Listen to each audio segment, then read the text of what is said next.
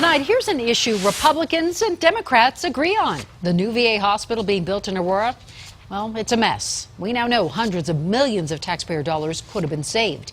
Denver 7 political reporter Marshall Zellinger got new documents tonight. Marshall, they spell out why we're still stuck with a hospital that when it opens will have a nearly $2 billion price tag. Here's the VA's problem in a nutshell, using a language we can all understand. Legos, and thanks to Corey Reppenhagen for his construction. The VA basically set a budget for a hospital and got a design that looks something like this, but they only had enough money for something like this.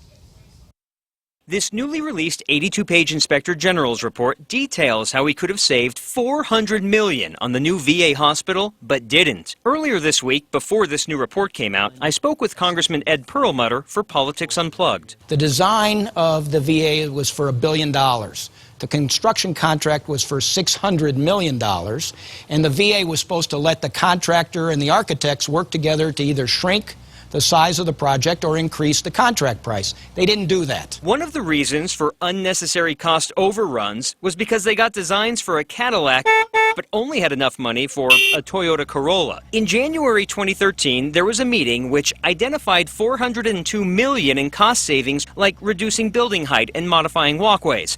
But the VA's slow decision-making meant those savings were no longer feasible. The report also reveals that in January 2013, the VA's head of construction at the time, Glenn Hagstrom, knew the VA did not have sufficient funding. But in congressional hearings, he said there had been no change in the project's scope or complexity, no proof to justify their estimated cost increase. What this report tells us is that he was fully aware at that time that wasn't true and gave false testimony. And he repeatedly gave false testimony. Congressman Mike Coffman sent another letter today asking investigators to recommend charges for lying to Congress. Marshall Zellinger, Denver 7.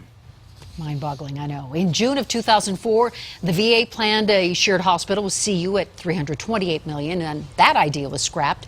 In March of 2009, a standalone facility was priced at $536 million, and today it's $1.675 billion. And when you add in furniture, fixtures, everything you need inside, it's just shy of $2 billion. And